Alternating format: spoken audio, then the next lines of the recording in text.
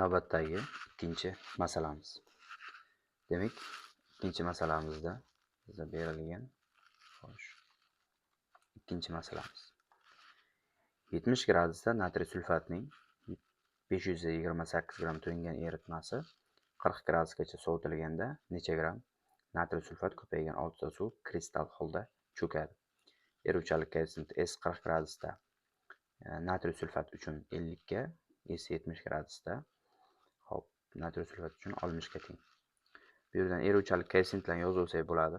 S teng 40 gradusdagi eruvchanligi 50 ga teng bo'lgani uchun 50 deb yozamiz. S teng 70 gradusdagi eruvchanlik koeffitsiyenti 60 ga teng. Endi bizda 70 gradusda 528 gram to'yingan eritmamiz bor ekan. Mana 528 gram to'yingan eritma bo'lsa, demak hozir biz unda tarkibidagi qancha tuz borligini aniqlab olsak bo'ladi. Demak, bu yerdan yozamiz 70 gradusdagi to'yingan eritma tarkibida tuz topib olishimiz kerak. Bu degani bizda 100 gram suvda 70 gradusda 60 gram tuz eriydi. 60 gram tuz erisa, jam bo'lib bizda 160 gram to'yingan eritma paydo bo'ladi. Demak, yozib olamiz 160 gram tarkibida deymiz, jam bo'lib umumiy hisobda 60 gram erigan tuz mavjud. Xo'p, bizda 528 gram to'yingan eritma berilyapti. Bu qancha tuz borligini hisob-kitob qilib topib olamiz. Demak, 528 ni ko'paytirishimiz kerak. 60 ga bo'lamiz. Xo'p, 160 ga. Xo'sh, demak bizda 198 gram kelib chiqyapti. 198 gram tuz mavjud ekan. Shu vaqtda birdaniga 528 dan ayirib 198 ni erigan erituvchi massasini ham topamiz. Demak, bizga 330 gram suv mavjud ekan dastlabki eritmada. Endi keyingi eritmaga diqqatimizni qaratamiz. Keyingi eruvchanlik. Keyingi eruvchanlik bizda 40 gradusdagi eruvchanlik berilgan ekan. 40 gradus Selsiyda eruvchanlik bu yerda yozilgan. Aynan xo'sh, 100 gram suvda 50 gram tuz eridi. 100 gram. Demak, 100 gram eritmada 40 gram tuz eridi. 100 gram suvda deylik, uzr. Aytdim, 50 gram tuz eridi. Xo'p, 50 gram tuz eriydi. Demak, umumiy hisobda bu yerda suv va tuzning massa nisbati 50 taqsim 100 umumiy 1 taqsim 2 ga teng bo'ladi.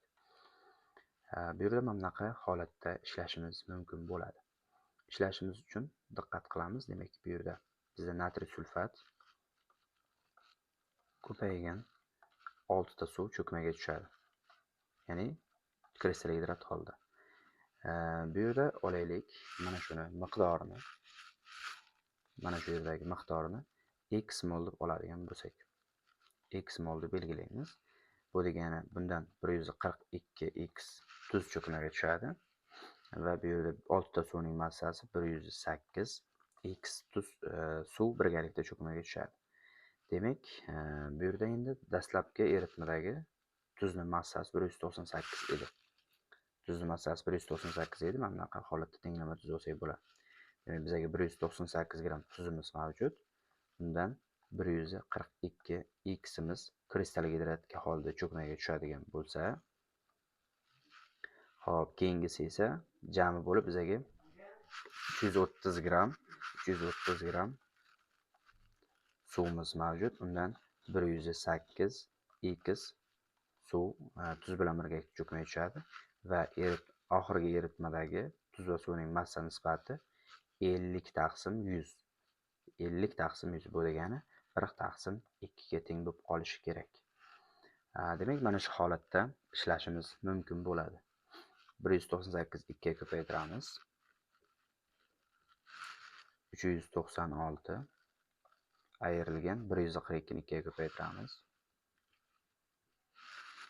284x teng bo'ladi 330 ayru 108x.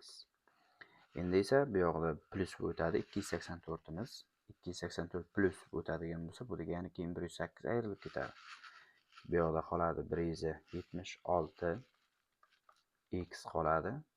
Xo'p, ana endi bu yerdan 300 hop 96 dan ayrilib ketadi 330. Xo'p, bu yerda bizga 66 x ni topib qo'yadigan bo'lsak, 66 ni bo'lamiz 176 ga. Xo'p, x teng chiqadi bu yerda 0,375 mol. Endi cho'kmaga tushgan tuzni topib olish uchun bizda tuzni mana buni kristal gidratda umumiy molar massasini topsak, 142 plus 108. Xo'p, bu yerdan topib olamiz. 142 plus 108 umumiy molar massasi 250. 250 ni ko'paytiramiz 0,375 ga. Xo'p, ko'paytiradigan bo'lsak, bizda chiqadi. Bu yerni pastdan yozib qo'yamiz. 93,75. Demak, mana shuncha gramm kristal gidrat cho'kmaga tushishi kerak ekan. Demak, to'g'ri javob A javob bo'ladi.